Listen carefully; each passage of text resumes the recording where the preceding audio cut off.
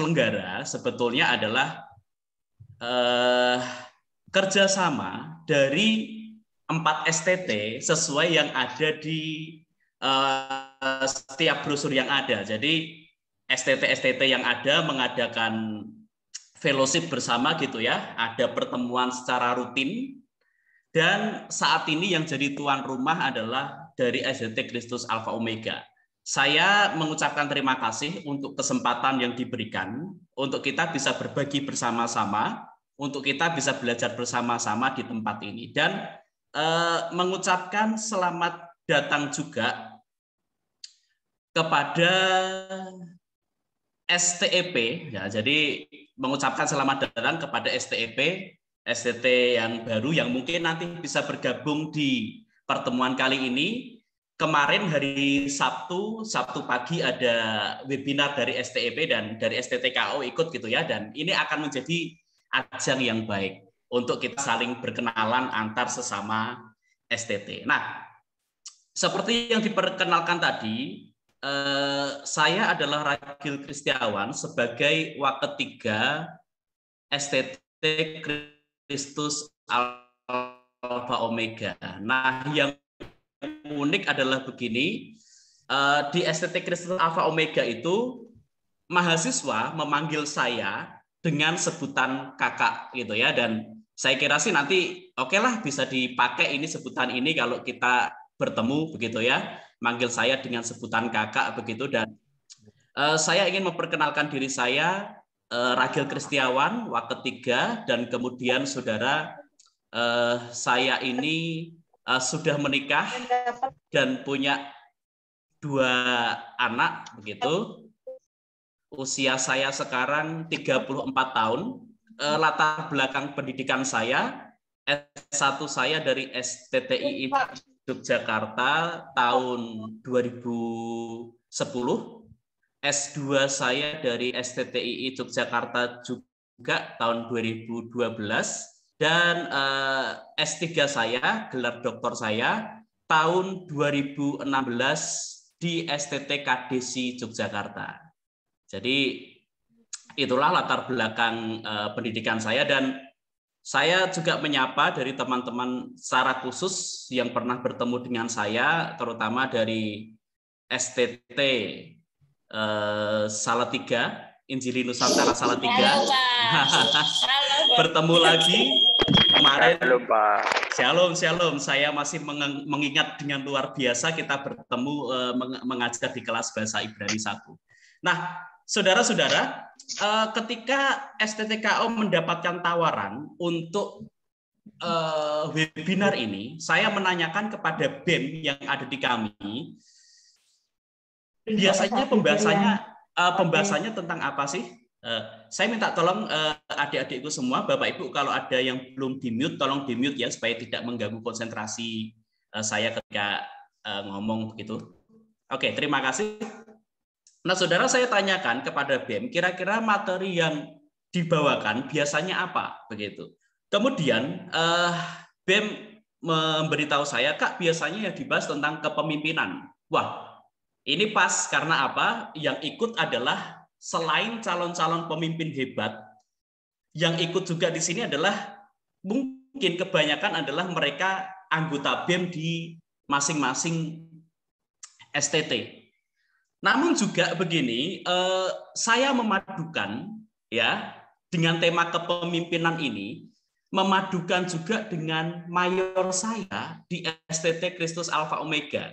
Jadi mayor saya di STTKO, saudara-saudara, adalah mengajar di bidang perjanjian lama. Jadi mengajarnya dan teologinya perjanjian lama, tapi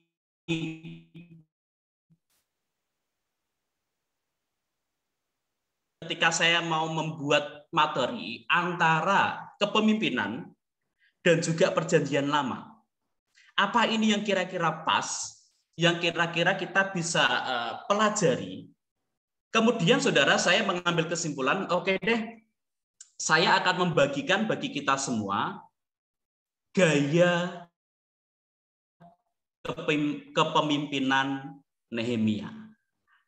Nah, saudara, saya memang memilih topik ini khusus, gaya kepemimpinan Nehemia, karena apa? Ini penting bagi kita untuk menjadi kaca, untuk menjadi cermin bagi kita, pemimpin, dan calon-calon pemimpin nantinya. Saudara, kalau saudara terjun di dunia teologi, mau tidak mau saudara nanti akan jadi pemimpin. Dan ketika sudah masuk ke teologi, ada satu contoh di dalam Alkitab tentang kepemimpinan yang begitu luar biasa.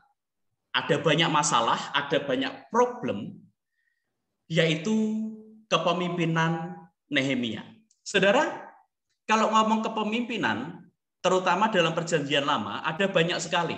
Kepemimpinan Musa, kemudian kepemimpinan para nabi, kepemimpinan Daud kalau berdasarkan tokoh misalnya.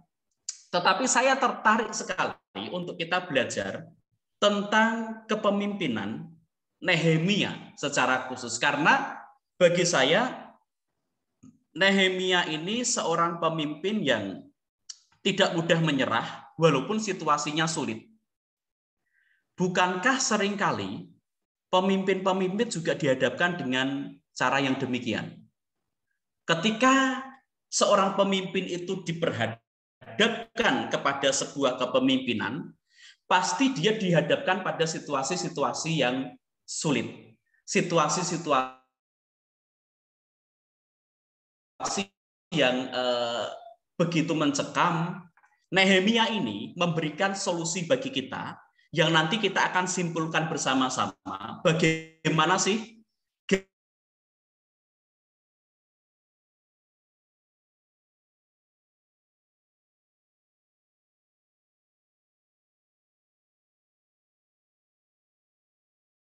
pemimpinan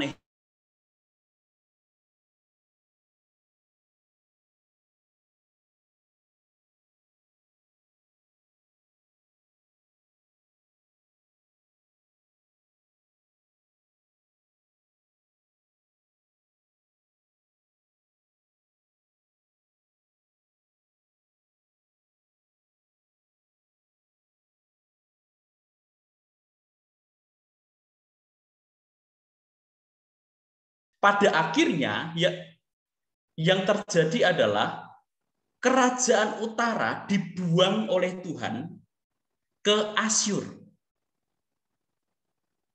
Sarjana Injili memberikan penanggalan pada tahun 722 sebelum Masehi. Karena mereka tidak taat, Tuhan sudah memberikan Nabi Elia, Nabi Elisa, kemudian Nabi Hosea, dan mereka tidak taat, mereka dibuang ke Asyur. Nah, kerajaan selatan juga demikian, mereka tidak taat pada Tuhan, dan pada akhirnya mereka dibuang ke Babel. Penanggalannya adalah 586 sebelum Masehi. Jadi jarak pembuangan antara yang utara dan selatan ini berkisar 150 tahun kurang lebih. Nah, ketika si selatan ini dibuang ke Babel, kita tahu bersama ya, ada masa gelap orang Israel atau Yehuda ini, mereka dibuang selama 70 tahun di Babel. Nah, selama 70 tahun di Babel inilah, kalau saudara pengen tahu apa yang terjadi di sana, silahkan membaca kitab Daniel. Silahkan membaca kitab Yehezkiel. Menceritakan, terutama Yehezkiel pertengahan sampai akhir, menceritakan keadaan mereka selama pembuangan di Babel. Nah, ketika sudah mereka dibuang di Babel, Allah menepati janjinya bahwa 70 tahun setelah mereka dibuang, mereka pada akhirnya kembali dari pembuangan. Cara kembali dari pembuangan adalah cara yang dipakai Allah. Babel dikalahkan oleh Persia. Makanya nanti saudara, kalau kita mempelajari Nehemia, warna negaranya adalah negara Persia sebagai adidaya pada saat itu, dan Yehuda menjadi salah satu provinsi. Kalau Indonesia sekarang ini kita punya 34 provinsi, demikian juga Persia punya salah satu provinsi namanya Yehuda. Nah, disinilah Nehemia melayani. Disinilah Nehemia berkarya dan dia punya satu hal penting yang akan kita bagikan bersama, gaya kepemimpinan Nehemia itu bagaimana. Izinkan saya share screen dulu.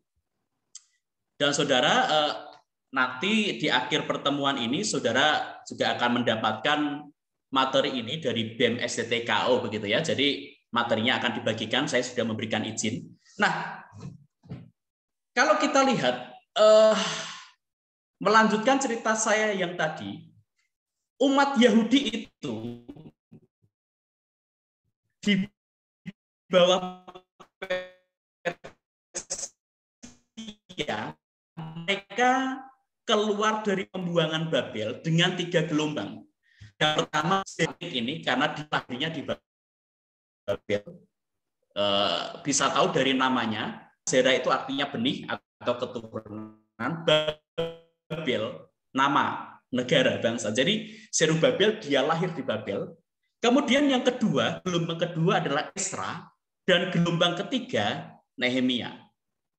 Nah, Nehemia ini yang akan jadi fokus pembahasan kita. Nah, saudara, sebetulnya duet yang luar biasa.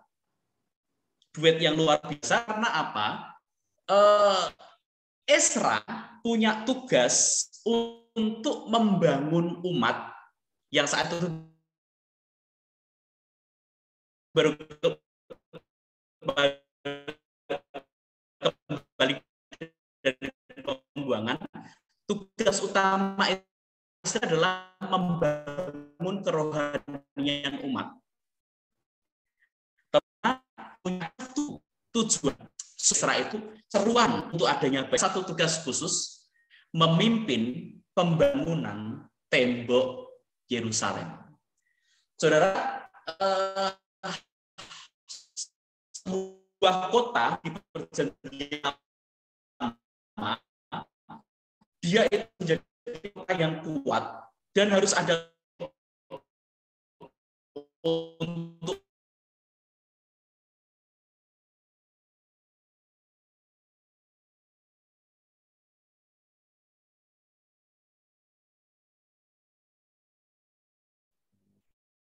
Maaf, Bapak Ragil.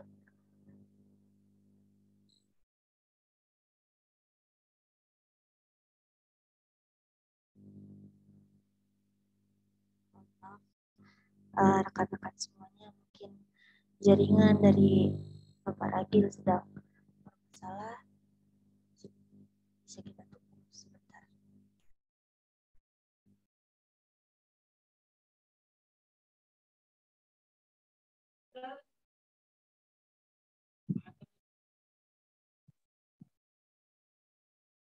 Oke. Ya, saya kokocen Zoom. Mohon maaf karena di sini ada gangguan sinyal. Oke, saya teruskan lagi ya. Saya akan share screen lagi. Mohon maaf sekali, ada gangguan sinyal. Oke. Nah, kembali saya jelaskan bahwa Nehemia dia punya satu peran khusus membangun tembok Yerusalem. Karena tembok ini menjadi bagian yang penting bagi pertahanan keamanan mereka yang baru kembali dari pembuangan. Nah, begini, ketika Nehemia memimpin, dia itu memiliki umat yang pertama capek. Capeknya karena apa? Karena perjalanan dari Persia kembali ke Yerusalem. Yang pertama capek. Yang kedua, kondisi umatnya adalah takut. Ingat ya, mereka baru saja dijajah, baru saja dari Babel, baru saja dari Persia, dan mental orang-orang yang dipimpin itu adalah orang-orang penakut. Yang ketiga, mereka tidak punya sumber daya. Sumber daya alam mereka sudah hancur luluh. Ketika mereka kembali dari pembuangan, memang mereka membawa kembali serta emas, perak yang dulu digunakan untuk membangun bait suci. Jadi dikembalikan oleh Raja Persia atau Kores. Kores ini agak sedikit baik hati gitu ya. Tetapi sumber daya yang lain tidak ada. Kemudian umatnya, psikologi mereka masih terguncang karena pembuangan Babel itu sangat membekas sekali. Silakan dibaca Mazmur 137. Di situ diceritakan bagaimana betul-betul psikologi mereka terguncang. Mereka ngomong, di tepi sungai-sungai Babel, di sanalah kita duduk sambil menangis apabila kita mengingat Sion. Jadi mereka itu tergoncang. Dan satu lagi, mereka memimpin umat yang egois. Saudara, kalau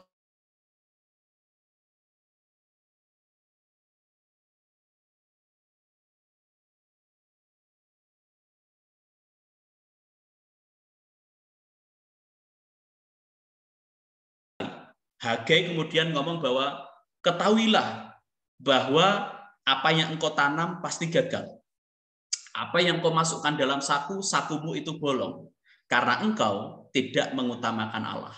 Jadi mereka Nehemia punya satu keadaan di mana umatnya itu egois. Yang dipimpinnya itu dengan kondisi yang seperti ini. Adik-adikku, para calon pemimpin, apakah engkau ketika memimpin punya kategori-kategori yang seperti ini dalam kepemimpinanmu? Atau Bapak Ibu, karena di sini saya tahu ada kelas profesional yang STTKO yang ikut, apakah saudara punya juga jemaat yang mentalnya seperti ini? Pasti sulit bukan ketika harus memimpin jemaat ataupun mahasiswa dengan mental yang seperti ini. Tetapi yang menarik, Nehemia berhasil membawa kemajuan bagi bangsa ini. Temboknya jadi, umatnya mengalami pembaharuan hati. Itu kalau saudara membaca di akhir Nehemia. Nah, sekarang yang akan kita pelajari adalah apa saja sih yang menjadi kunci keberhasilan Nehemia dalam dia memimpin. Terus yang kedua, bagaimana gaya kepemimpinan Nehemia. Yang tadi ya, umatnya itu penakut tetapi dia berhasil. Umatnya egois tapi ternyata dia bisa gilang gemilang membawa kemenangan. Yang kedua, bagaimana gaya kepemimpinan Nehemia yang perlu kita aplikasikan sekarang. Nah, saudara, wahyu Roh Kudus pada saya tidak, saya berhutang pada Bible Commentary Ezra Nehemia. Jadi beberapa bahan saya ambil di situ, jadi saya kasih footnote di sini. Nah, saudara, paling tidak ada 7 kunci utama gaya kepemimpinan Nehemia sehingga dia menjadi pemimpin yang luar biasa. Nah, saudara, supaya seminar ini saudara mendapatkan hal yang lebih, saya minta tolong paling tidak di hadapan saudara sudah ada Alkitab gitu ya, untuk kita lihat bersama-sama. Kita buka saja Nehemia, yang nanti kita akan lihat beberapa ayat, 7 hal, 7 ciri khas kepemimpinan Nehemia. Itu bagaimana? Yang pertama, Nehemia adalah pemimpin yang punya rasa tanggung jawab. Saudara, seorang pemimpin yang baik haruslah dia punya tanggung jawab. Pemimpin yang baik, dia tidak hanya memikirkan hakku apa atau apa yang aku dapatkan dalam kepemimpinan ini, tetapi dia memiliki rasa tanggung jawab yang besar. Pemimpin yang baik dalam kasus Nehemia ini adalah pemimpin yang punya tanggung jawab. Saudara minta tolong dibacakan. Tadi saya sudah minta 1 orang untuk bisa membacakan. Minta tolong Nehemia 1 ayat 11b dan 2 ayat 1. Silakan dibacakan. Mana B ini? Nehemia 1 ayat 11 B dikatakan dari awal atau dari Ketika. minuman raja. Oke. 2 ayat 1. Nehemia 2 ayat 1. Pada bulan Nisan tahun ke-20 pemerintahan Raja Artasasta, ketika menjadi tugasku untuk menyediakan anggur, aku mengangkat anggur dan menyampaikannya kepada raja. Karena aku kelihatan sedih yang memang belum pernah terjadi di hadapan raja. Oke. Saudara, ada satu fakta menarik di sini di dalam Nehemia 1 ayat 11b dan 2 ayat 1 bahwa Nehemia ketika dia belum kembali dari pembuangan, ketika masih di bawah raja yang ada di Persia, Nehemia ini punya pekerjaan sebagai juru minum raja.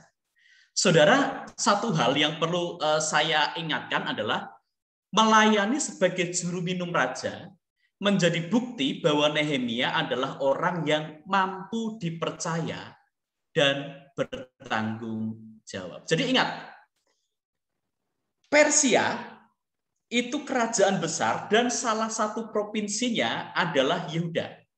Dan di provinsi Yehuda ini atau jajahan dari Persia ini ada yang disebut satu orang namanya Nehemia.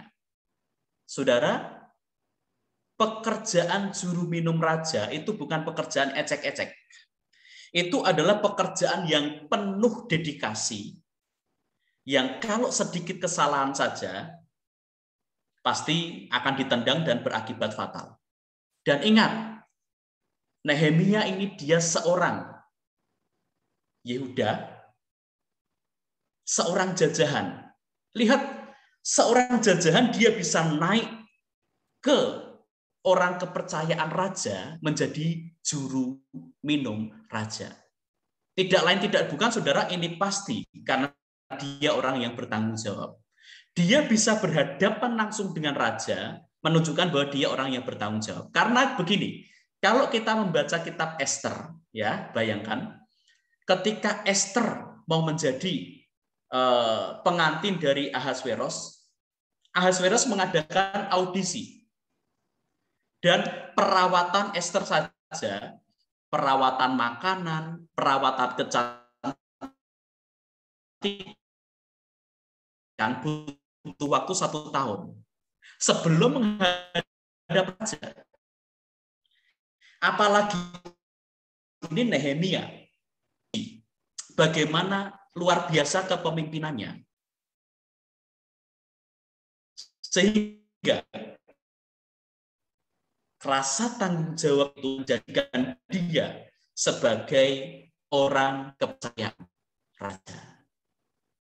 Contoh misalnya Rohingya, itu kan sedang mengungsi ya, dia mengungsi ke Indonesia. Tapi tiba-tiba ada satu orang Rohingya yang menjadi juru minumnya Pak Presiden Jokowi. Berarti bukankah luar biasa orang itu? Kenapa dia terpilih? Karena dia punya tanggung jawab. Juru minum raja dia harus bangun lebih pagi dari siapapun, menyiapkan minuman yang terbaik dan juga makanan yang terbaik tentunya yang harus dihidangkan pada raja. Seorang pemimpin, gaya kepemimpinan Nehemia adalah ditunjukkan dari seseorang yang bertanggung jawab. Seseorang yang punya. Dan saudara, tanggung jawab inilah kunci sukses kepemimpinan. Orang yang bertanggung jawab, dia adalah orang yang nanti akan berhasil. Orang yang punya tanggung jawab, dia nanti akan menjadi orang yang gilang gemilang dalam segala kepemimpinannya. Karena rasa tanggung jawab itulah yang membentuk trust atau percaya. Ketika orang sudah percaya, maka kepemimpinan itu akan menjadi kepemimpinan yang berhasil. Jadi adik-adikku, Bapak Ibu, Saudara semua, yang pertama Nehemia menunjukkan bahwa dia punya rasa tanggung jawab yang besar, sehingga kepemimpinannya menjadi berhasil. Yang kedua, Nehemia menjadi pemimpin yang berhasil. Gaya kepemimpinan yang kedua adalah Nehemia dia punya visi yang jelas dan terukur.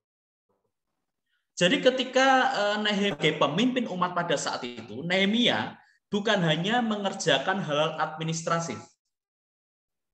Nehemia punya visi, Nehemia punya tujuan yang jelas dan terukur di dalam kepemimpinannya. Jadi pemimpin itu harus punya visi. Kira-kira apa yang harus dia jalankan, apa yang harus dia tuju. Dan visi inilah yang harus menjadi nahkoda di dalam perahu kepemimpinannya. Minta tolong bacakan pasal 6 ayat 15. Nehemia 6 ayat 15 katakan, maka selesailah tembok itu pada tanggal 25 bulan Elul dalam waktu 52 hari. Saudara, ada sebuah fakta yang mencengangkan dari Nehemia ini, yaitu apa? Nehemia dia punya visi ketika dia memimpin berkenaan dengan tembok kota. Jadi ingat, ketika gelombang ketiga Nehemia turun ke Yerusalem, ketika dia masuk pertama kali ke kota Yerusalem, dia tahu bahwa wah, ada kerusakan tembok ini. Temboknya rusak.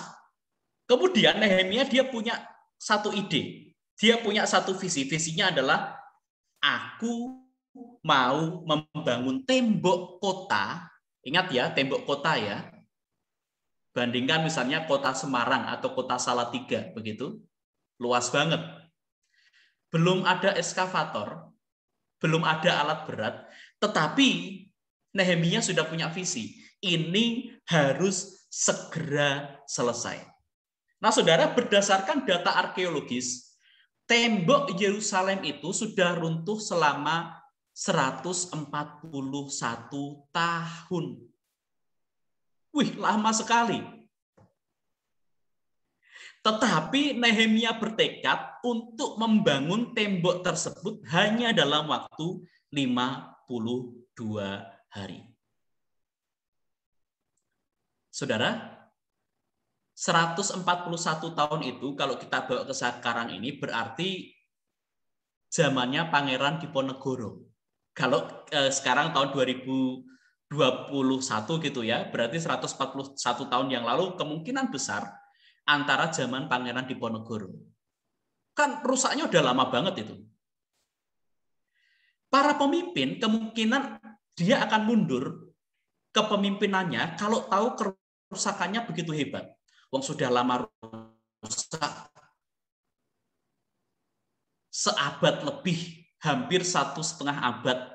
Ketika pemimpin lain dapat proyek yang seperti ini, pasti dia sudah mundur. Waduh, kok proyeknya sulit sekali ya. Nehemia tidak. Dia punya visi. Dia tahu apa yang dia tuju. Ketika ada masalah tembok seperti ini, visinya jelas. Secepatnya tembok ini harus jadi, dan kemudian jadinya adalah hanya 52 hari. Visilah yang menggerakkan dia. Visilah yang menjadi tujuannya. Visilah yang menjadi kerinduannya. Sehingga dia mampu membangun tembok dengan benar. Saudara, milikilah visi kehidupan. Dulu saudara, ketika saya seumuran adik-adik semua, umur 20 gitu ya, atau 21, seumuran kalian, Saya sudah punya perencanaan kehidupan. Studi saya itu kelar dulu sebelum saya menikah. Itu visi saya. Jadi ketika ada orang lain, teman-teman saya mungkin belajarnya tidak serius, saya belajarnya serius. Walaupun dana tidak ada, gunakan lutut untuk berdoa.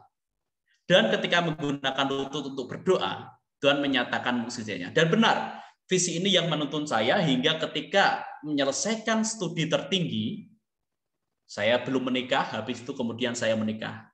Dan ternyata lebih enak, karena apa? Tidak punya tanggungan. Beberapa orang mungkin merasa bahwa, aduh, Pak Ragil, Kak Ragil, kalau sudah menikah itu mau belajar itu kok aras-arasan ya. Gitu. Tapi enggak, semua kalau kita punya visi, semua bisa kita lalui. Yang penting adalah punya visi dan punya tujuan. Nehemia punya ini, dia punya visi, dia punya tujuan, dan tujuannya tercapai. 1,5 abad terbengkalai, tapi sekarang hanya dalam tempo 52 hari, 2 bulan, kurang sedikit, tembok itu selesai. Apa yang bisa kuncinya apa? Kuncinya karena Nehemia punya tujuan kepemimpinan. Jadi saudara, pertamanya adalah apa tujuan organisasi ini? Kalau sebuah organisasi tidak punya tujuan, lebih baik dibubarkan saja. Karena itu hanya akan menambah rasa capek, isinya cuma rutinitas. Tapi kalau punya tujuan, kita akan bergairah di dalam berorganisasi. Yang ketiga, Nehemia bukan hanya dia bertanggung jawab, bukan hanya dia punya visi yang jelas, Nehemia adalah pemimpin yang ciri khasnya pendoa yang begitu ulung. Pemimpin itu harus jadi pendoa. Ingat ya, pemimpin harus jadi pendoa. Terutama kalau ini kita ngomong pemimpin Kristen. Kalau pemimpin Kristen tidak suka berdoa, jangan dia jadi pemimpin. Karena pemimpin yang sejati harus menjadi pendoa. Nah, saudara, ini bisa dilihat di Nehemia 1 ayat 4 sampai 11, tapi saya minta tolong dibacakan Nehemia 1 ayat 4 saja. Nehemia 1 ayat 4. Ketika ayat 3 dan 4, minta tolong ayat 3 dan 4. Nehemia Cindy, 1 tolong. ayat 3 dan 4, kata mereka kepadaku, orang-orang yang masih tinggal di daerah sana, yang terhindar dari penawanan, ada dalam kesukaran besar dan dalam keadaan tercela. Tembok Yerusalem telah terbongkar dan pintu-pintu gerbangnya telah terbakar. Ketika aku dengar berita ini, duduklah aku menangis dan berkabung selama beberapa hari. Aku berpuasa dan berdoa kehadirat Allah semesta langit. Nehemia pemimpin yang luar biasa karena ketika dia mendengar tentang daerah asalnya yang dalam keadaan tercela, temboknya terbongkar, pintunya terbakar, yang dilakukan oleh Nehemia adalah pertama kali dia berlutut di hadapan Tuhan, berdoa dan berpuasa. Nehemia dalam kepemimpinannya tidak hanya mengandalkan hikmat manusia saja.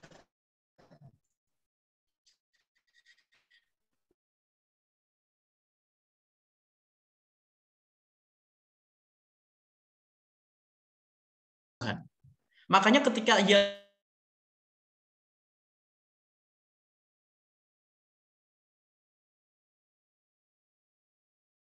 terdiri dari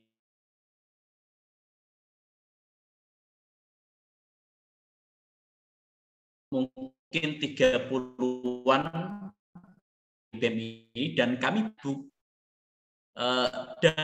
kami punya satu buku panduan Badan Eksekutif Mahasiswa dan ada satu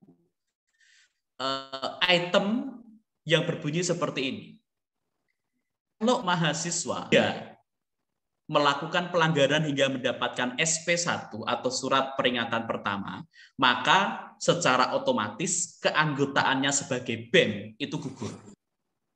Nah, saudara, di kami ini, kalau tidak mengikuti doa, jadi STTKO mencetak pemimpin yang harus jadi pendoa. Pemimpin yang harus suka doa. Karena tanpa berdoa, kepemimpinan yang dijalankan akan menjadi kepemimpinan yang pincang. Nehemia melakukan hal ini. Ketika ada permasalahan di dalam kepemimpinan Nehemia, Nehemia berlutut dan berdoa meminta pertolongan daripada Tuhan. Seorang pemimpin Kristen harus jadi pendoa. Seorang pemimpin Kristen harus bangun pagi dan memulai harinya dengan doa. Dan Tuhan akan memberkati jalannya suksesi kepemimpinannya. Ciri yang keempat,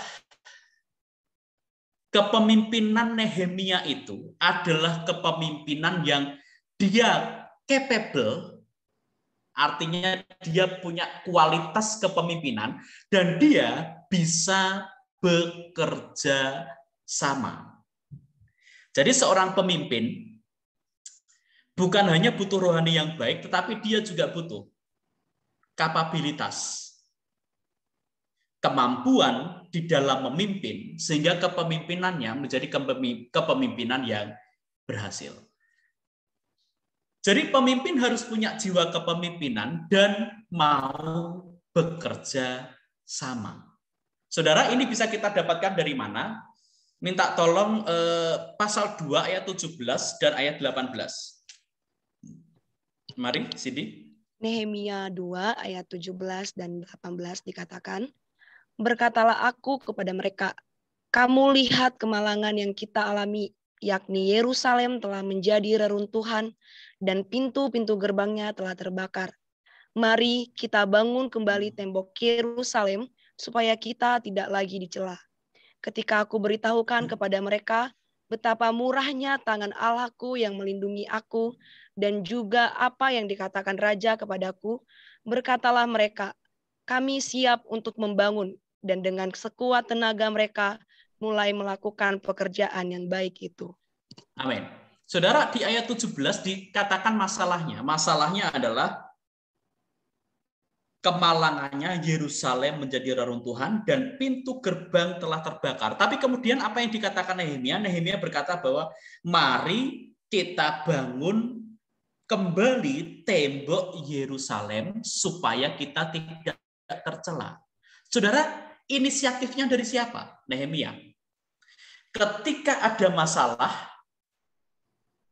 Nehemia bisa memikirkan jalan keluar dari masalah tersebut. Dan inilah yang disebut dengan jiwa kepemimpinan. Jadi pemimpin yang sejati itu, ketika dia lihat masalah, dia tidak langsung stres terhadap masalah itu. Dia memikirkan bagaimana caranya, sehingga dia tahu apa yang harus dilakukan, dan inisiatifnya lahir dari si Nehemia ini. Nehemia ngomong, ayo kita bangun kembali. Inisiatifnya dari Nehemia. Kemudian responnya bagaimana? Responnya di ayat 18. Ketika bla bla bla, kemudian banyak orang berkata, kami siap membangun. Artinya apa? Rakyat menyambut dengan baik ajakan dari Nehemia dan mereka kemudian bekerja sama untuk mengatasi masalah yang ada. Jadi, wahai para pemimpin, bukan hanya engkau harus memikirkan jalan masuk, tetapi juga engkau harus bisa menjadi orang-orang yang bisa bekerja sama dengan orang lain. Segala sesuatu yang dikerjakan bersama-sama pasti berjalan dengan baik. Itulah sebabnya, saudara, Mengapa tembok Yerusalem itu bisa selesai dalam 52 hari? Karena ada kesehatian, ada kesatuan, perasaan mau bekerja sama. Dan ingat ya, Nehemia itu ikut membangun. Dia bukan mandor. Nehemia bukanlah seorang yang asal nyuruh. Nehemia bukanlah menjadi seseorang yang asal memerintah tanpa dia bekerja. Enggak. Nehemia bekerja bersama-sama dengan rakyatnya. Satu contoh, saudara. Sekali lagi mohon maaf kalau contohnya dari STTKO, karena memang itu kami bergelut di sini. Jadi selama COVID ini, STTKO itu lockdown kami. Jadi mahasiswa tidak bisa kemanapun, dan salah satu yang kami kerjakan rutin setiap hari Senin adalah kami memiliki bangunan yang cukup luas, gedung yang luas, dan gedung yang luas ini harus dirawat bersama-sama. Dan cara merawatnya adalah, saudara, setiap hari Senin jam 8 pagi, kami adakan kerja bakti bersama untuk membersihkan area tertentu dari STT, gitu ya, bersama-sama. Dan saudara tahu, saya pun ikut terjun di dalamnya. Bisa ditanyakan itu kepada yang hadir di sini. Saya ikut terjun. Apa yang mahasiswa lakukan, saya pun juga lakukan bersama-sama. Jadi kami punya kebun, kami punya tempat sampah gitu ya. Ketika ada bersih-bersih, saya sebagai pemimpin, sebagai wakil ketiga, bukan hanya sekedar nyuruh, enggak, saya ikut. Gotong sampah, saya pun gotong sampah. Bau sampah, mahasiswa, saya pun juga bau sampah. Karena seorang pemimpin haruslah begitu. Dia ikut terjun. Ikut. Bukan hanya sekedar memerintah, mau bekerja sama. Nah, jadi kalau saudara main ke STTKO gitu, wah, ketiganya gimana ya? Wah, ketiganya itu ya pakaiannya biasa saja gitu ya. Kalau kerja bakti mungkin ada yang kira, wah ini kok ada mahasiswa senior nggak lulus-lulus gitu. Enggak. Padahal itu pemimpinnya yang ikut bersama-sama juga. Karena prinsipnya adalah kita bersihkan bersama, kita nikmati bersama.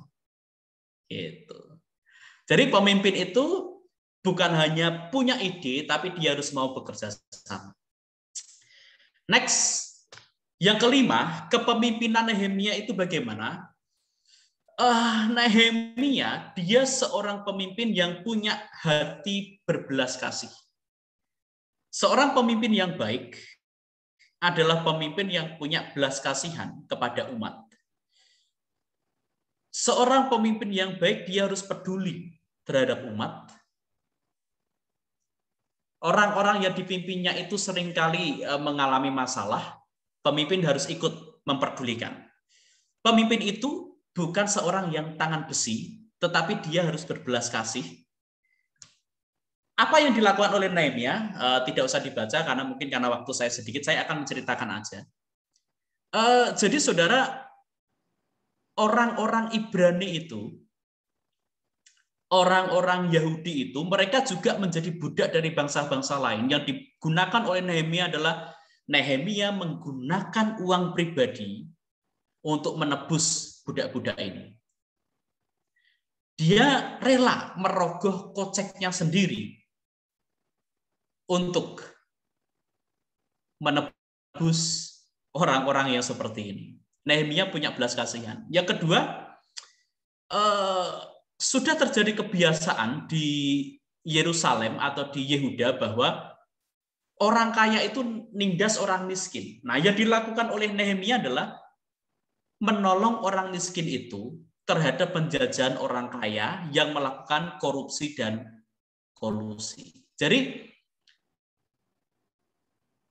belas kasihannya ditunjukkan kepada mereka yang punya masalah. Pemimpin harus hatinya berbelas kasih. Yang keenam, bagaimana kepemimpinan Nehemia itu? Seorang pemimpin yang sejati, seorang pemimpin yang dari Tuhan, hasil akhirnya adalah dia akan mampu menang atas segala tantangan yang ada. Nah, saudara, ketika Nehemia mau membangun tembok, bukan berarti tanpa halangan. Enggak. Ada dua racun, yang saya sebut dua racun itu, yang ingin menggagalkan kepemimpinan Nehemia ini, Sanbalat dan Tobia namanya, itu selalu merecoki apa yang dilakukan oleh Nehemia.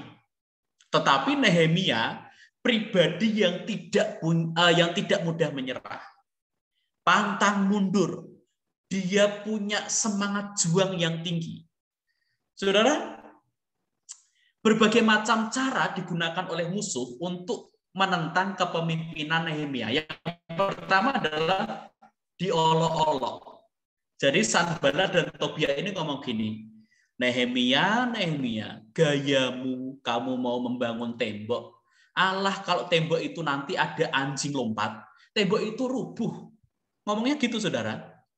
Menyakitkan banget. Kemudian yang kedua, Nehemia itu difitnah. Yang ketiga, ada nabi yang disuap untuk memberikan nubuatan palsu. Dan juga Nehemia itu ditakut-takuti.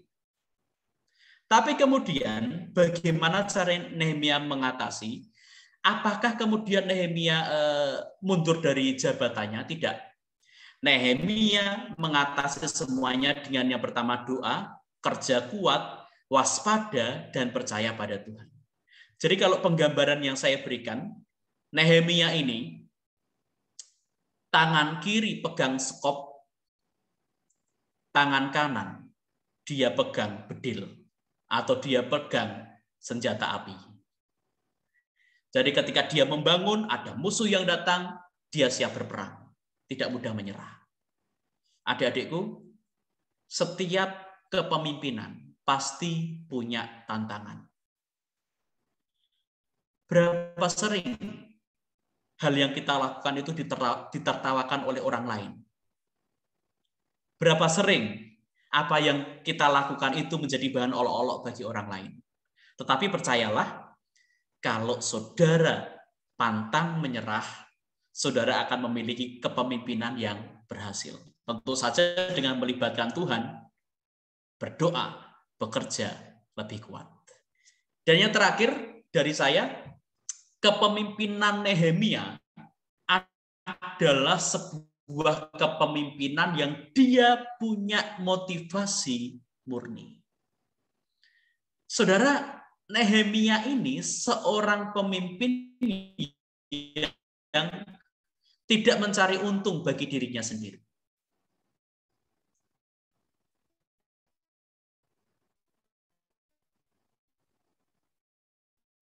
Saudara, mengapa? Karena apa? Anggota DPR itu banyak uangnya. Belum? Kerjanya dikit, banyak uangnya. Gitu ya. Jadi ada motivasi yang tidak murni yang bisa membuat seseorang menjadi gelap mata. Minta tolong adik Emilia bisa dimatikan dulu untuk mic-nya. Oke. Jadi saudara, pemimpin yang baik, dia harus punya motivasi yang murni. Coba kita lihat apa motivasi Nehemia. Yang ini perlu dibacakan supaya kita belajar. Pasal 5 ayat 15 dan 16.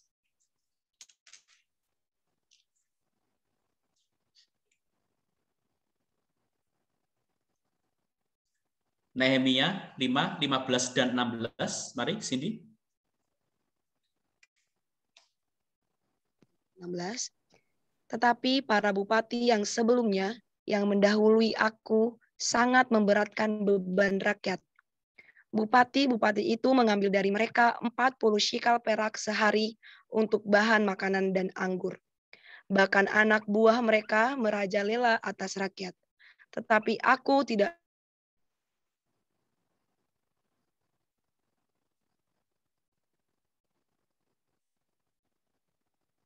dan semua anak buahku dikumpulkan di sana khusus untuk pekerjaan itu. Amin. Saudara, kita lihat ya, kepemimpinan sebelum Nehemia. Jadi sebenarnya dari bahasa Ibrani-nya salah kalau disebut bupati, lebih cocoknya gubernur gitu ya. Jadi gubernur sebelum Nehemia yang dilakukan apa? Mereka ngasih pajak tinggi 40 sikar perak dan kemudian nyari untung sendiri.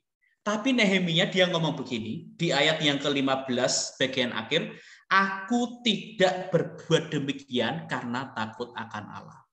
Ketika Nehemia memimpin, dia bukan untuk cari uang. Dia bukan untuk cari kepentingan pribadi. Dia bukan untuk mencari memperbesar perut sendiri. Enggak. Bahkan dikatakan di ayat yang ke-16, aku memulai pekerjaan tembok itu walaupun aku tidak memperoleh ladang. Nehemia dalam kepemimpinannya sepertinya dia tidak mendapatkan upah. Tetapi sekali lagi, motivasinya itu murni. Dan ini saudara, motivasi utama untuk menyenangkan Tuhan dan bukan untuk mencari kepentingan pribadi adalah motivasi pemimpin yang tepat. Saudara, saya pengen tanya mungkin kepada yang ketua-ketua BEM ini ya. Apakah di akhir masa jabatan kalian dapat uang 5 juta? Oh, enggak, Kak Ragil. Apakah kalian dapat kemudian souvenir? Oh, enggak, Kak Ragil. Apa yang didapatkan? Enggak dapat apa-apa. Ya, karena memang ini latihan untuk kita mengabdi. Harus punya motivasi murni. Kalau memang hidupmu diberikan bagi Allah, berikan bagi Allah. Takutlah akan Allah, dan nanti Allah yang akan memelihara. Punyalah motivasi yang murni, jangan cari keuntungan pribadi, karena itu adalah ciri khas yang baik. Jadi saudara,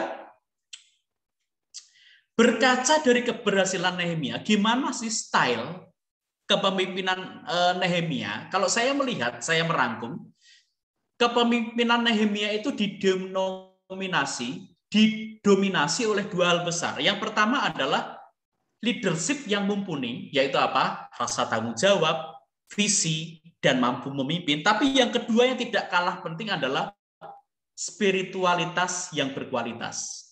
Pendoa, hati penuh belas kasihan, motivasi murni, dan percaya pada Tuhan. Jadi ini ternyata bedanya pemimpin sekuler dengan pemimpin Kristen. Ingat ya, pemimpin sekuler hanya mengutamakan leadership, tapi pemimpin Kristen itu dia harus mengutamakan dua hal secara seimbang. Leadership-nya mumpuni, tapi spiritualitasnya harus baik. Ini tidak boleh ditawar.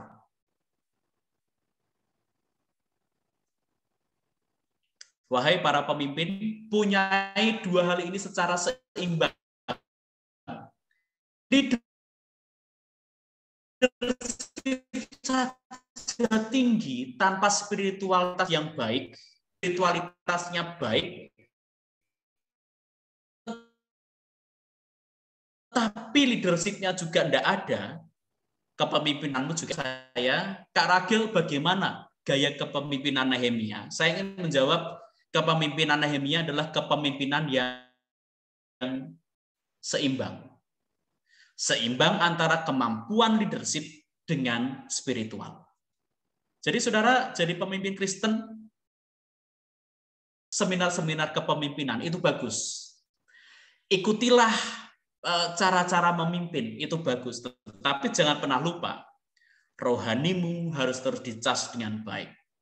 Pemimpin Kristen, keseimbangan antara leadership dan juga spiritualitas. Jangan sampai timbangannya tidak seimbang, kedua hal ini dibutuhkan. Dan inilah gaya kepemimpinan Nehemia. Yuk, mari kita berkaca masing-masing. Apalagi adik-adikku ini, adik-adik belia yang masih terus diasah kepemimpinannya, belajarlah dari Nehemia. Nehemia punya hal yang luar biasa, keseimbangan antara kualitas kepemimpinan dan juga kualitas rohani. Dua-duanya harus seimbang untuk menghasilkan kepemimpinan yang luar biasa. Oke, terima kasih. Ini yang bisa saya berikan, dan kiranya saudara dari apa yang saya sampaikan ini, dua hal ini yang perlu saudara tangkap. Pemimpin Kristen adalah pemimpin yang seimbang antara skill leadership dan juga spiritualitas. Dua-duanya harus seimbang untuk menghasilkan kepemimpinan yang mumpuni. Ini yang bisa saya sampaikan. Terima kasih. Saya kembalikan kepada moderator.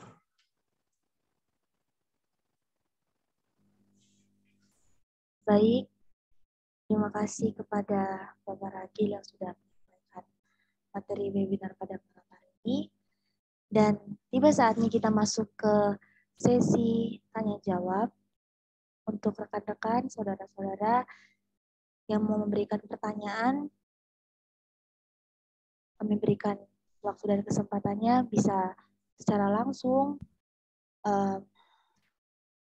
membuka suaranya, open kamera, dan juga bisa juga lewat chat, lewat DM.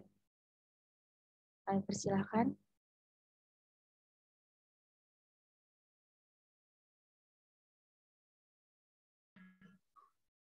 Shalom Pak.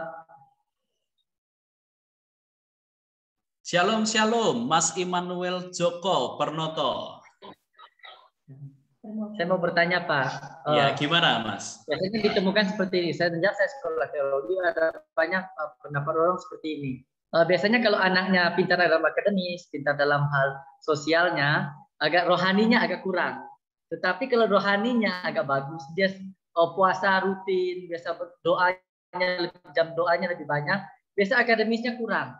Biasa ditemukan di sekolah teologi itu seperti itu Pak. Dan memang saya melihat sering, saya tidak mendidik secara langsung, tapi saya melihat loh, bukan hanya di kampus saya, tetapi di kampus-kampus lain juga saya menemukan hal itu. Tetapi tadi kan Bapak menyampaikan bahwa dua hal itu harus seimbang. Bagaimana Pak dalam menanggapi hal seperti itu? Itu Pak, terima kasih. Terima kasih Mas Immanuel Joko Pernoto, dan ini pertanyaan yang sangat bagus sekali. Melihat data di lapangan yang terjadi seperti itu, bahkan Mas, kalau saya mau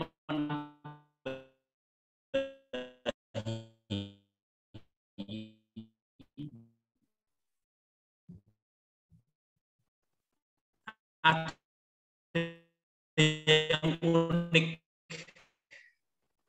yang unik apa?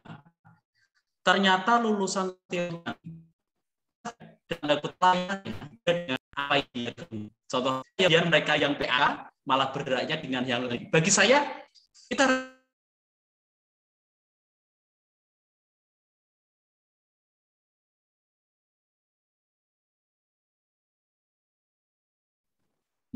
maaf tadi ada kesalahan, ada sinyal yang buruk itu. Bagi saya begini, melihat pertanyaan yang tadi bahwa bagaimana kalau seandainya di sekolah teologi itu yang terjadi adalah kalau yang rohaninya tidak baik, atau malah sebaliknya rohaninya yang baik, terkadang dia tidak pintar. Memang begini, kasus-kasus seperti itu ada. Kasus-kasus seperti itu ada, dan itu harus kita sikapi dengan bijak. Bagaimana cara menyikapinya? Kalau sudah belajar materi hari ini, maka kita pun harus mengejar kesenangan, tidak ada cara lain. Walaupun memang fakta di lapangan seperti itu ada. Jadi saudara, ya harus diseimbangkan, gitu ya. Karena begini, bagi saya, mohon maaf, saya itu tidak mengenal ya yang namanya mahasiswa bodoh, itu saya tidak mengenal. Yang saya kenal adalah apakah mahasiswa tersebut punya kemampuan atau kemauan belajar atau tidak. Rasanya kerja kerasnya atau tidak. Nah, makanya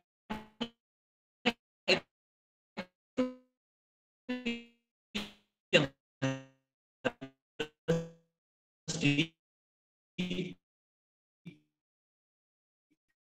seimbangkan. Dan ajarlah itu. Dan yang kedua, bagi yang merasa bahwa kok IP-ku masih begini ya, tambah waktu untuk belajar tanpa mengurangi waktu untuk berdoa misalnya. Dan percayalah kalau kita meminta kepada Allah, Allah pasti akan menolong kita. Allah pasti akan memberkati kita. Jadi itu yang harus kita lakukan. Mau tidak mau itu yang harus kita seimbang sehingga nanti menjadi kepemimpinan yang indah. Jadi tadi disampaikan contoh-contoh seperti ini ada, tapi apa selalu begitu? Tidak. Nah, harapan saya kita sudah belajar materi ini, kita semua punya pandangan yang benar bahwa ternyata keberhasilan kepemimpinan Kristen itu, terutama kalau kita berkaca dari Nehemia, harus seimbang antara leadership skill, kemampuan kepemimpinan, ini bisa dipelajari, dan yang kedua adalah spiritual, kualitas spiritual yang memang harus baik, dan ini yang harus kita kejar bersama-sama. Jadi itu mungkin jawaban yang bisa saya berikan. Terima kasih. Ada Mas Neser dari STEP yang sudah mengangkat tangan, yang dari tadi saya lihat. Dipersilahkan, Mas. Ya, saya perlu ini ya, apakah suara saya terdengar? Ya, terdengar.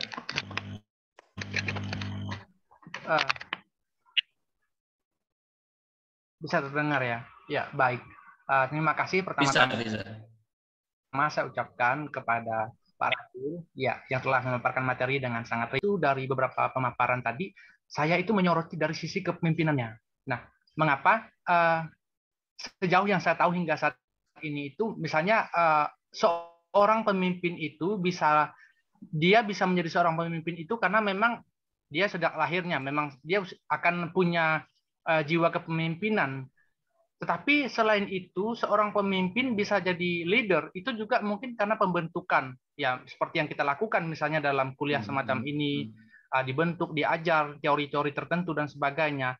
Nah, ada juga yang menjadi pemimpin itu karena kesempatan. Misalnya katakan seorang yang tidak punya jabatan tertentu, kosong karena mungkin meninggal atau apa, ia dipanggil tiba-tiba, akhirnya ia menjadi pemimpin. Dan kalau dalam kerajaan itu ada yang disebut dengan keturunan, ada kepemimpinan keturunan. Nah, menariknya, dalam gereja pun beberapa denominasi yang saya ketahui itu ada yang jadi transformasi kepemimpinannya itu kalau ayahnya adalah seorang gembala sidang, kemudian nanti ada gereja tertentu, itu nanti kepemimpinan atau jabatan seorang gembala itu dipegang oleh keturunannya atau anaknya mungkin atau cucunya dan sebagainya. Hal semacam ini. Nah, kaitannya dalam Nehemia ini, dia ini sebetulnya tergolong dari sisi yang mana ya Pak? Kira-kira asal usul dia bisa menjadi seorang pemimpin. Itu yang pertama. Lalu masih ada kaitannya. Yang kedua itu terkait dengan ini Pak. Terkait dengan dua hal yang tadi Bapak tekankan itu adalah spiritualitas dan memang kualifikasi seorang pemimpin itu. Nah, dari beberapa hal yang telah tadi saya sebutkan itu, kalau yang menjadi penekanan seorang pemimpin itu adalah spiritualitas dan kualifikasi kemampuan, lantas faktor-faktor yang membuat itu bisa tercapai itu kan tentu kita perlu tahu dong Pak, antara pemimpin Kristen dengan pemimpin yang sekuler begitu. Itu Pak yang menjadi pertanyaan saya.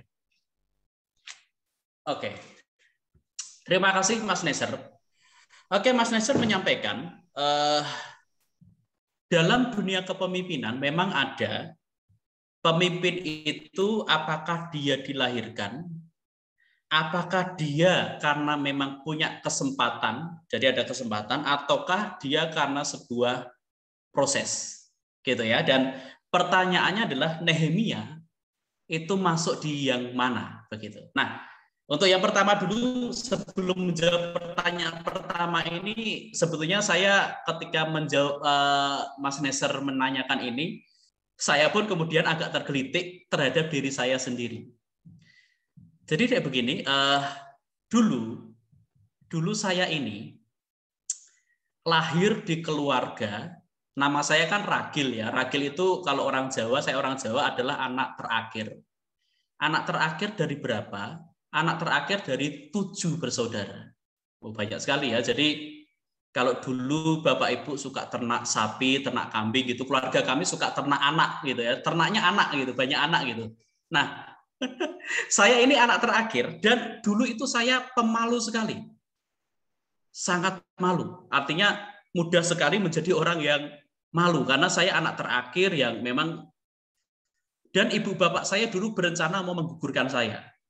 Karena saya ini ada di kandungan ketika ibu bapak saya itu sudah usianya sudah sepuh gitu. Jadi mereka malu kok punya anak lagi, keluarga miskin begitu. Jadi saya tumbuh menjadi anak pemalu. Saking pemalunya ketika SMP, jadi dulu SMP itu saya sekolah di sekolah yang umum. Jadi kan kalau ada pelajaran agama itu dikumpulkan dari beberapa sekolah itu, dan yang jadi momok saya adalah kalau saya disuruh berdoa untuk doa penutup. Wah, saya pernah sekali disuruh doa penutup, dan kemudian ketika disuruh doa penutup, saya itu sudah keringet dingin. Yang saya lakukan adalah doa saya itu saya tulis. Jadi ketika ada anak-anak lain yang berdoa, ketika sudah jam berdoa, yang lain itu tutup mata, saya buka mata. Doa saya mungkin hanya 10 detik karena hanya membaca. Saking malunya seperti itu. Tetapi sejak dari SMP juga, saya itu sudah punya panggilan untuk jadi hamba Tuhan. Nah, di STT lah saya dibentuk dengan luar biasa, yang kalau dulu sulit ngomong, kalau sekarang ngomongnya itu sulit dihentikan. Wah itu ya, jadi sekarang suka sekali ngomong, sekarang malah dipercayakan jadi pemimpin. Yang kalau saya, Mas, kalau dari saya, Mas Neser, tipe saya adalah pemimpin yang pada akhirnya ini memaksa saya juga. Nah, berkenaan dengan Nehemia, memang tidak secara tersirat Nehemia termasuk pemimpin yang berasal dari mana. Tetapi untuk menjawab ini, saya ingin kita semua menggunakan logika kita.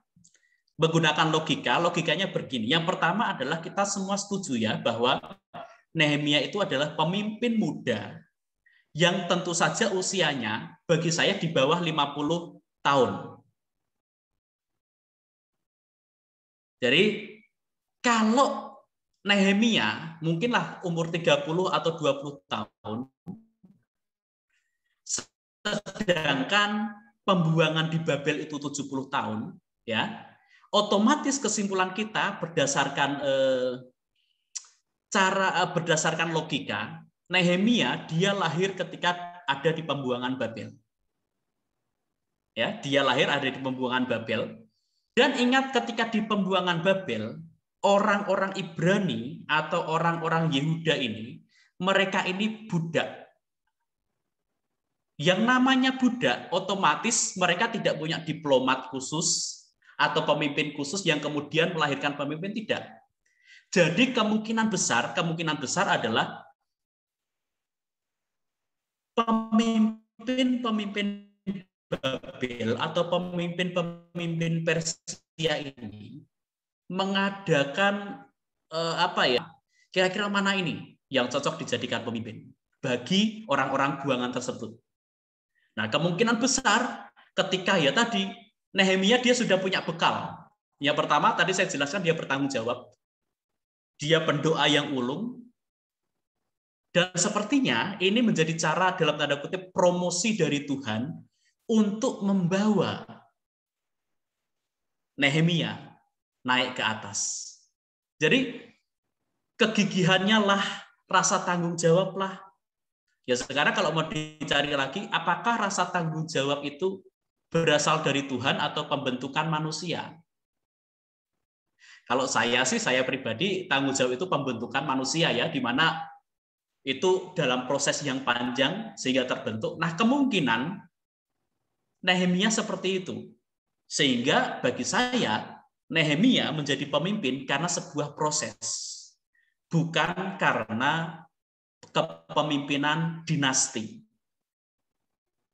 Karena sekali lagi Alkitab juga silent ketika ngomong siapa ini Nehemia secara khusus. Jadi saya menjawabnya dengan logika sederhana yang jawaban saya ini masih bisa salah, Mas Neser. Jadi ini jawaban sementara saya yang nanti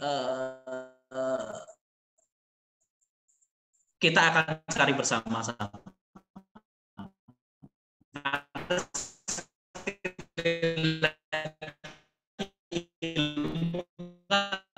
Terus berkembang. Jadi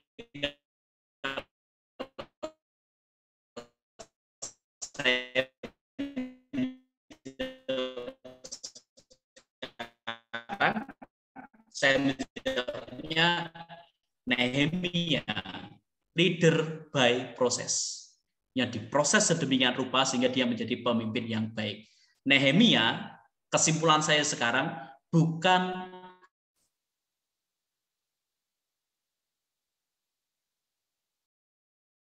gimana Mas Nesa? Dalam kepemimpinan Kristen dengan kepemimpinan umum. Nah, kalau kita bicara teori kepemimpinan kan pasti ada yang umum, ada yang Kristen. Nah, kalau tadi kita katakan spiritualitas dan kualifikasi pemimpin ini kan menjadi penting kalau ketika kita bicara mungkin dalam kepemimpinan Kristen. Nah, tapi bagaimana kalau seandainya katakan ini bukan berbicara tentang kepemimpinan Kristen, nah tapi kepemimpinan pada umumnya, apakah aspek spiritualitas ini menjadi hal yang penting kira-kira Pak? Begitu tadi. Oke, terima kasih. Saya baru nangkap.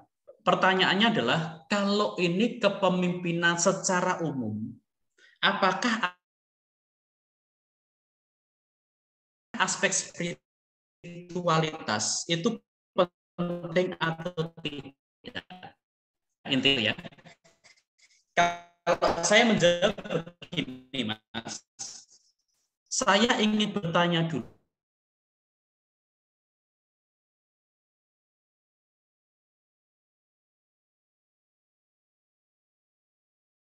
Saya benci kepemimpinan metode MLM. Produk itu loh, Mas. Perang. Ngerti ya? Aku bla bla bla bla. Kan itu sistemnya kan bagi saya sedikit, bukan sedikit, tapi memang ada penipuan di sana. Kalau seperti itu, kepemimpinan yang seperti itu, ya tentu saja spiritualitas tidak menjadi hal yang penting. Karena bagi mereka adalah kepemimpinan seperti itu adalah bagaimana mencetak uang, uang, dan uang. Dan biasanya kepemimpinan seperti itu tidak peduli apakah uangnya bersih atau uangnya kotor. Apakah uangnya halal ataukah uangnya haram. Kan ada sistem kepemimpinannya seperti itu ya. Dan itu mereka nggak butuh spiritualitas. Tapi kalau kepemimpinan umum yang memang mumpuni, contohnya adalah pemimpin di A, misalnya, organisasi A yang terdiri dari berbagai macam agama. Saya kira sih spiritualitas tetap penting. Karena begini, bukan hanya kedua hal itu harus seimbang, leadership dengan spirituality bukan hanya harus seimbang, tetapi juga yang perlu saya jelaskan lagi, kedua-duanya itu saling mempengaruhi.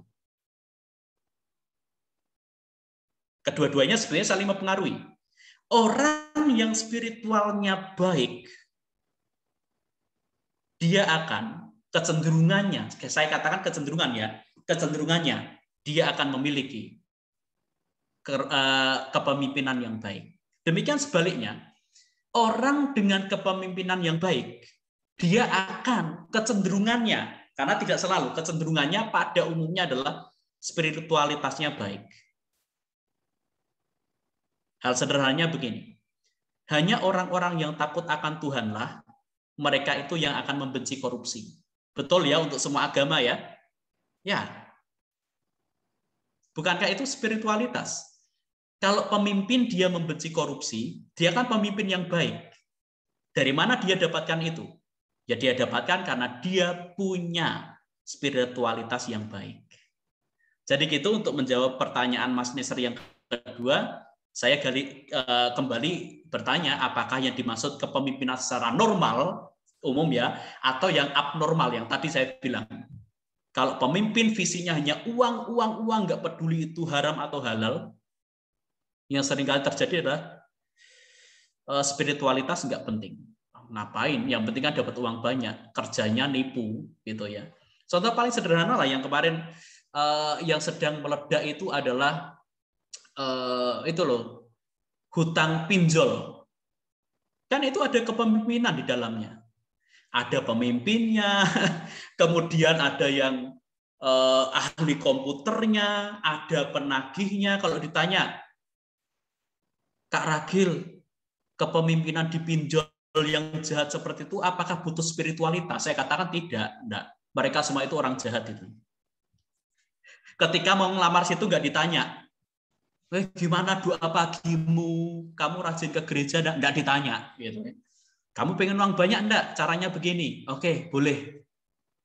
Gitu. Jadi itu ya Mas Neser. Tetapi kalau kepemimpinan secara umum saya kira perlu, karena spiritualitas pasti mempengaruhi kepemimpinan, dan juga kepemimpinan yang baik pasti dipengaruhi dari spiritualitas yang baik. Terima kasih untuk pertanyaan yang luar biasa.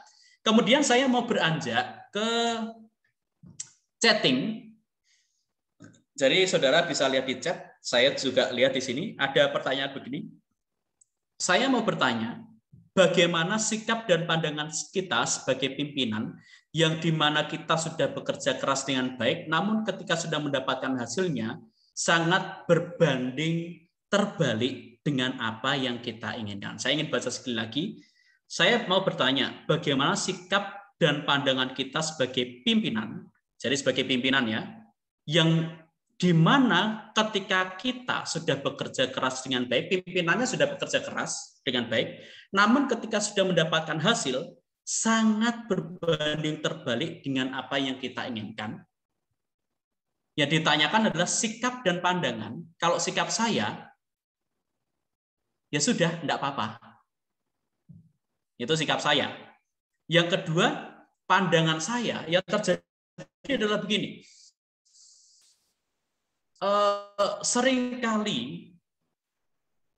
begini ya, seringkali ketika kita sudah mengusahakan satu hal dan hal itu tidak tercapai, tidak apa-apa, dan itu akan menjadi evaluasi bagi kita. Mengapa hal itu tidak tercapai? Jadi begini, bagi saya seorang pemimpin ketika dia gagal mencapai visi, padahal sudah bekerja keras dengan baik, tidak apa-apa. Jangan biarkan itu kemudian menjadi hal bagi kita untuk menurunkan kita. Karena begini, ada beberapa hal. Yang pertama adalah apakah visi yang kita ingin capai itu sudah jelas atau belum? Itu yang pertama, sehingga dia tidak tercapai.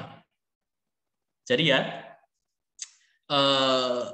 itu yang pertama. Yang kedua adalah apakah kerja tim kita sudah baik atau belum, gitu. Dan nanti kita gunakan ini untuk mencapai visi yang lain. Jadi bagi saya janganlah berputus asa ketika hasilnya berbanding terbalik. Oke. Kemudian ada Feni. Saya mau bertanya, bagaimana cara kita menghilangkan rasa tidak percaya diri, tidak timbul dalam diri kita sebagai pemimpin? Mungkin yang dimaksudkan oleh Feni adalah bagaimana sih Kak cara untuk menghilangkan rasa tidak pede, padahal kita sudah menjadi pemimpin. Saya akan menjawab ini dari pengalaman saya. Seperti saya katakan, saya ini adalah anak yang sudah tertolak dari kandungan, gitu ya. Yang kemudian ya tadi menjadi orang yang pemalu, bahkan ngomong di depan umum pun malu. Rasa percaya diri itu rasa tidak percaya diri itu sering muncul, gitu. Jadi Kalau dari saya bagaimana cara menghilangkan? Yang pertama saya ingin kesaksian bahwa rasa itu tidak akan pernah bisa hilang 100% dalam diri kita. Tidak bisa. Sampai sekarang pun, saya pun masih dalam tanda kutip nervous kalau ada hal-hal yang baru.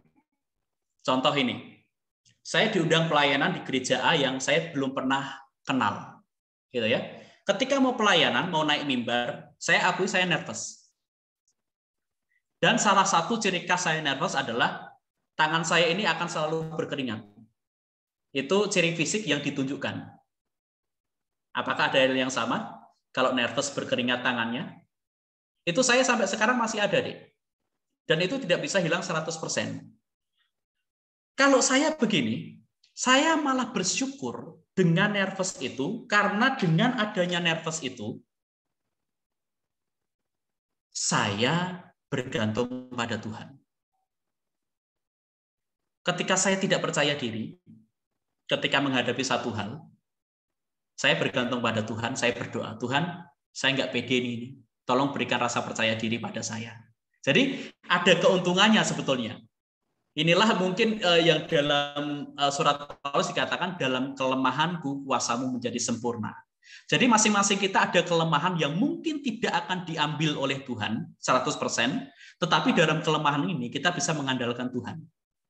Itu dari saya yang pertama. Untuk tips dari saya adalah, ini tidak akan pernah 100% hilang, tapi bersyukurlah. Karena lewat ini engkau akan jadi pemimpin yang mengandalkan Tuhan. Contoh ini, kalau tadi yang bertanya ideal, contoh ini, Tuhan mengambil semua rasa, Fanny, Tuhan mengambil semua rasa ketidakpercayaan dirinya. Wah, akan jadi orang yang percaya diri, saking percaya dirinya akan jadi orang angkuh, yang seolah-olah tidak butuh Tuhan. Bagi saya bersyukur, karena Tuhan tidak menghilangkan semua. Yang kedua, yang saya lakukan adalah cara menghilangkan rasa tidak percaya diri itu adalah kalau ada momen yang diberikan, sambut itu untuk mengatasi ketidakpercayaan diri kita, walaupun itu sulit. Jadi ketika awal-awal kakak masuk ke STT, rasa tidak percaya diri kakak itu besar. Dan kemudian, ketiga dulu pernah menantang kakak di satu hal. Ada dua tantangan. Yang pertama adalah kakak disuruh untuk maju menjadi ketua BEM. Dalam hati kakak, yang benar ini. Wong aku orangnya pemalu kok disuruh seperti ini. Tetapi ketika dapat tawaran itu, satu kata yang keluar dari kakak adalah, ya, saya mau. Wih. Walaupun habis itu pulang ke asrama, nangis dulu. Tuhan, kenapa gini? Kenapa gini? Habis nangis, ditata hatinya, baru kemudian langkahnya apa ya? Presentasi. Walaupun saya kalah, gitu. Jadi dari ada 3 jagoan gitu ya, sudah nyampaikan visi misi, saya juara kedua. Tapi karena lawan-lawan saya itu adalah mereka yang sudah studi S2. Jadi 2 orang studi S2, saya yang studi S1 sendiri. Tidak apa-apa, saya gunakan kesempatan itu. Yang kedua, di tingkat akhir, ada kesempatan untuk saya khotbah di kapel. Ragil, kamu tolong ya khotbah di kapel. Waduh, saat itu bagaikan saya diterjunkan dari lantai 40. Karena suruh khotbah di depan dosen-dosen, yang saya orangnya pemalu, nggak percaya diri. Tapi saya katakan, iya Pak. Tapi habis itu apa yang saya lakukan? Waktu masih seminggu, hari pertama saya nangis dulu. Tuhan gimana? Tuhan gimana? Hari kedua baru okelah persiapan khotbah, bla bla bla. Hari ketiga, keempat, sampai hari keenam saya doa puasa. Karena saking takutnya saya. Materinya sudah siap ini. Tapi hari yang keenam saya lakukan, saya doa puasa khusus. Dan hari yang ke-7 saya tampil. Ketika sudah tampil, perasaan di endingnya adalah Ragil, lihat itu. yang kamu takutkan kan tidak terjadi. Step naik. Itu dari saya. Jadi ideal bagaimana sikap dan pandangan, menghilangkan rasa percaya diri. Dari saya ada dua. Yang pertama adalah Tuhan tidak akan mencabut itu semuanya. Yang kedua, kita bisa mengikisnya dengan cara apa? Kalau ada kesempatan, ambil. Entah itu kesempatan memimpin, kesempatan apapun yang bagi kita mau, ambil itu. Dan percaya atau tidak, Dek, orang-orang yang rasa percaya dirinya rendah, dia akan mempersiapkan sesuatu dengan lebih baik. Sekali lagi ya, orang-orang dengan rasa percaya diri rendah, dia akan mempersiapkan sesuatu dengan lebih baik daripada mereka yang sudah percaya diri. Bahkan itu yang harus kita syukuri. Karena persiapan kita lebih baik, kita bisa menyampaikan dengan lebih matang. Oke. Di chat saya melihat ada berbagai macam pertanyaan, tetapi saya ingin bertanya dahulu kepada moderator karena sepertinya jam tanya jawab sudah selesai. Apakah diizinkan dilanjutkan ataukah memang oke sudah selesai? Oke. Ibu moderator gimana? Jadi sebenarnya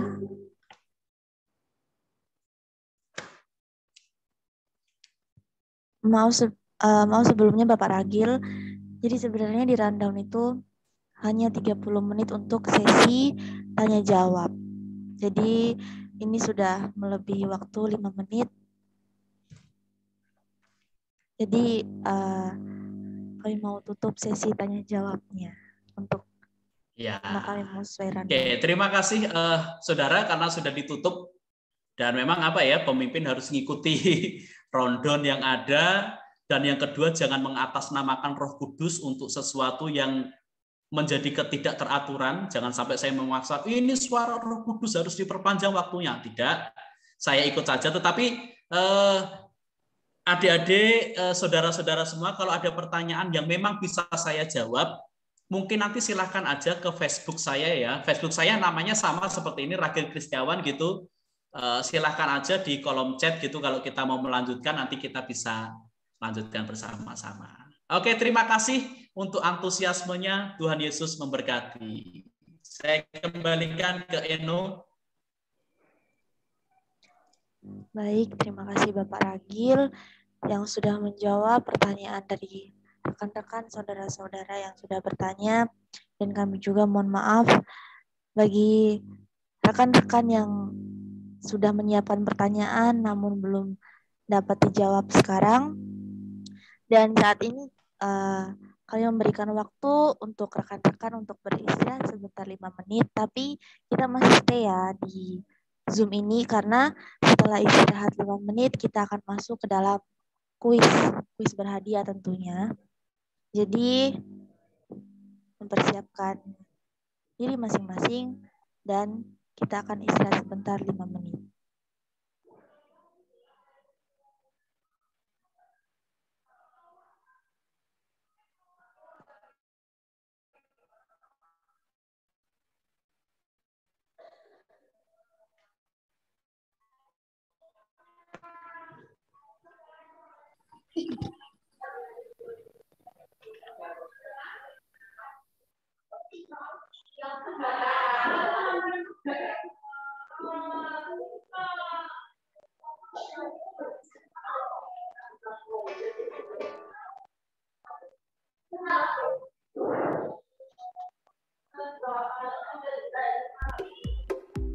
Shalom Bapak Ibu yang dikasihi Tuhan.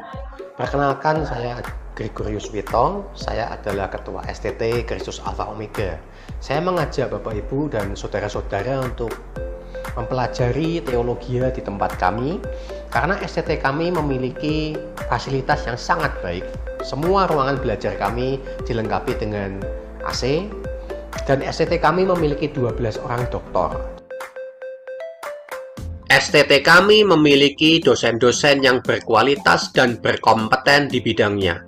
Kami juga menyediakan beragam fasilitas untuk mendukung suasana belajar mengajar, seperti halaman kampus dan asrama yang luas, sejuk dan nyaman, perpustakaan dengan koleksi buku yang lengkap, ruang ibadah chapel, 4 buah ruang studio musik yang dilengkapi dengan alat-alat musik band dan orkestra.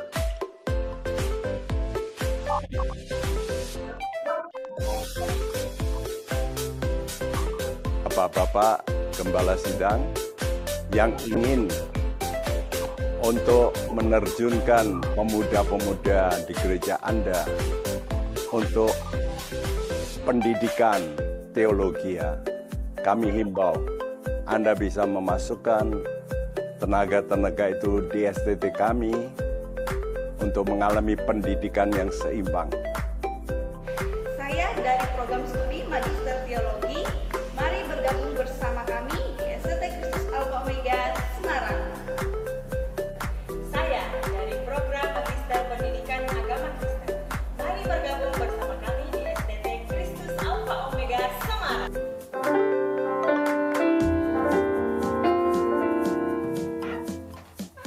Saya dari program studi Sarjana Musik Gereja. Mari bergabung bersama kami di STT Kristus Alpha Omega Semarang. Kami dari program studi Sarjana Teologi. Mari bergabung bersama kami STT Kristus Alpha Omega Semarang. Kami dari program studi Sarjana Pendidikan Agama Kristen. Mari bergabung bersama kami di STT Kristus Alpha Omega Semarang. Mari segera bergabung bersama kami di STT Kristus Alpha Omega.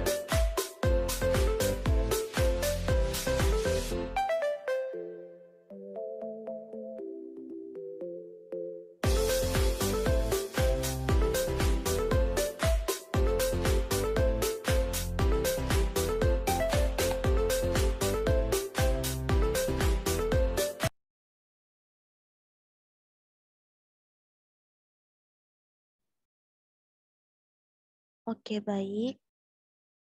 Sesuai dengan waktu yang sudah sesuai rundown, kita akan masuk ke sesi kuis berhadiah. Saya serahkan kepada Saudara Ivan.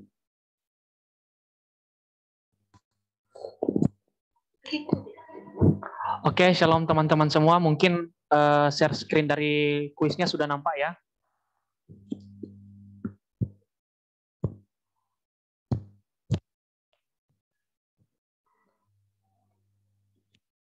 Ya, bisa kita tunggu sekitar 1 menit lagi supaya semuanya bisa masuk yang mau gabung.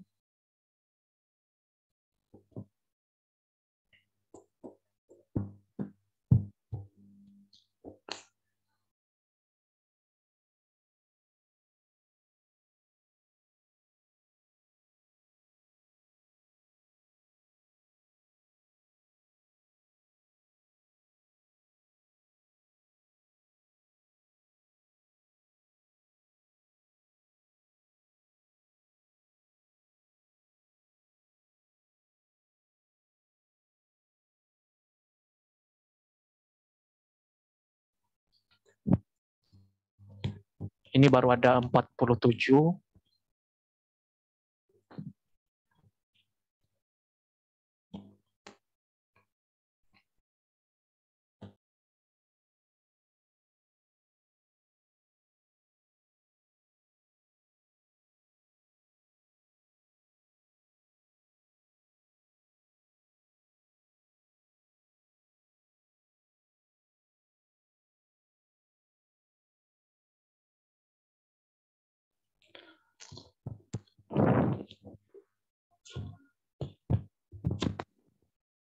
Ini makin bertambah ya, tapi waktunya ini coba terus jalan.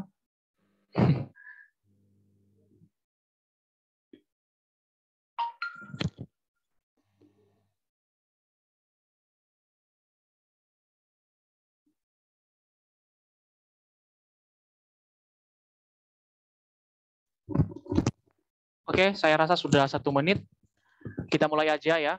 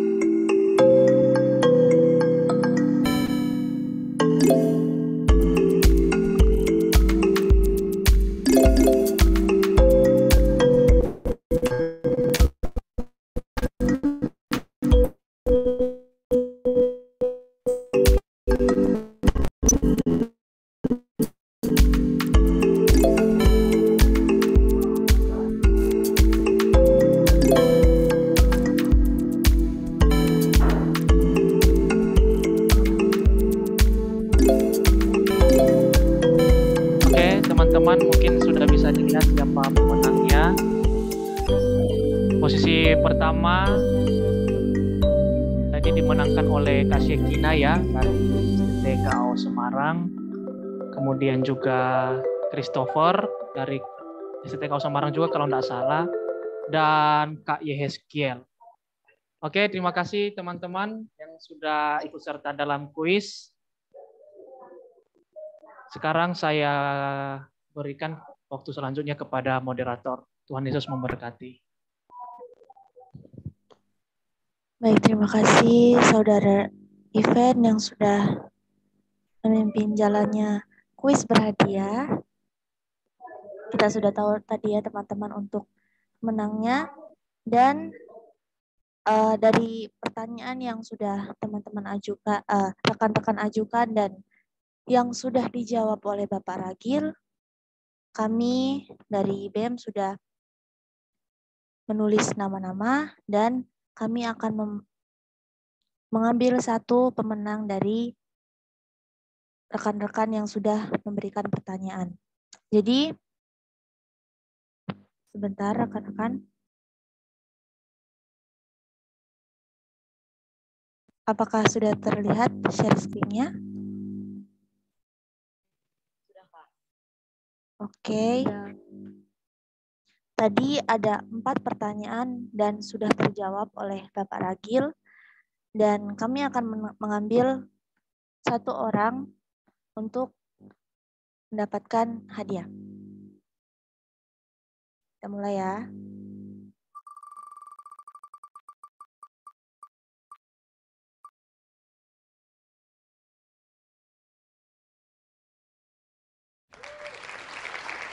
Oke. Sudah melihat bahwa yang menjadi pemenangnya adalah Saudari Feni dari STT Kristus Alpha Omega.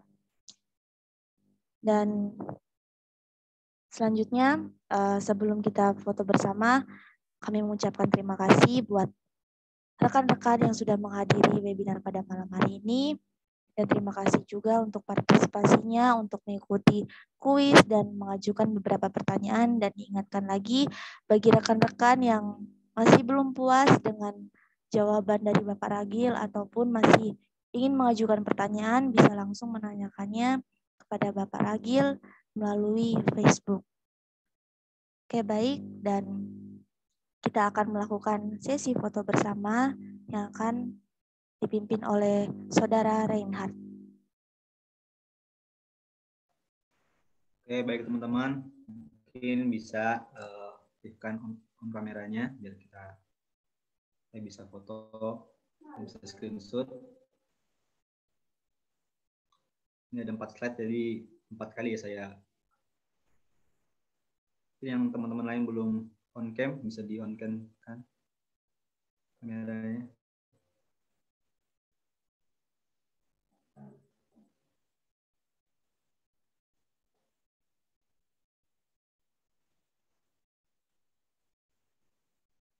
Oke.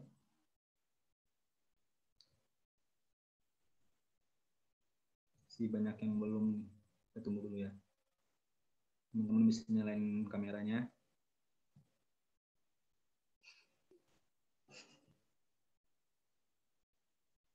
Oke, saya hitung ya. Teman-teman siap, empat kali saya foto. 1, 2, 3. 1, 2.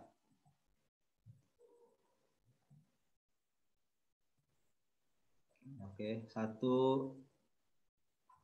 Bentar. 1, 2. Lagi. 1, 2, 3. Yang terakhir 1, 2, 3. Oke, terima kasih teman-teman. Terima kasih Kak. Baik, terima kasih Saudara Reinhard. Dan tiba saatnya kita di penghujung acara webinar pada malam hari ini. Dan sebelum itu kita akan mengakhirinya dengan doa.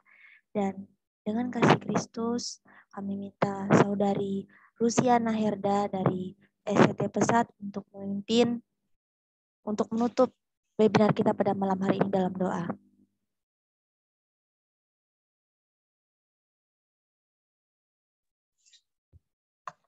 Ya, siap. Sebelum kita menutup setiap rangkaian sesi kegiatan kita malam hari ini, kita berdoa. Segala puji syukur Tuhan, kami naikkan di hadapan-Mu, bersyukur untuk malam hari ini kami boleh melakukan kegiatan program kerjasama BEM antar STT Sangkakala, STT Nusantara, STT KO Semarang, STAK Pesat Terpadu, dan kami bersyukur karena ini adalah Zoom yang ketiga kalinya diadakan. Semuanya karena kemurahan Tuhan, karena pertolongan Tuhan, setiap kegiatan ini boleh berjalan dengan baik. Terima kasih untuk setiap panitia dari STTKO Semarang yang sudah bekerja keras untuk mensukseskan setiap kegiatan ini. Bahkan malam hari ini kami juga sangat bersyukur untuk materi yang sudah disampaikan kepada kami, bagaimana kami belajar dari kepemimpinan Yeremia, menjadi seorang pemimpin yang bertanggung jawab, memiliki visi, menjadi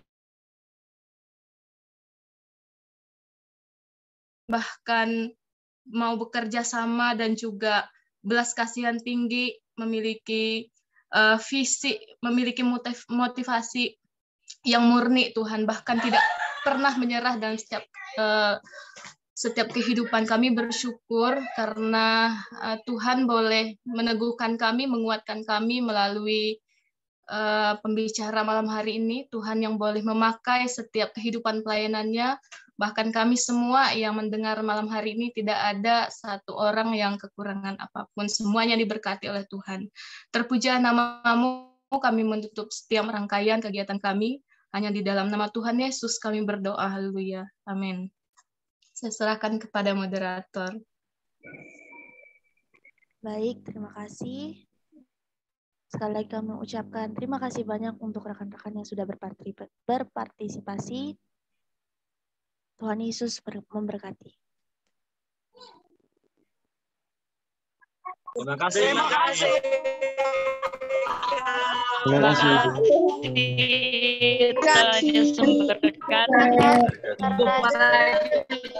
Kak Radio, terima kasih.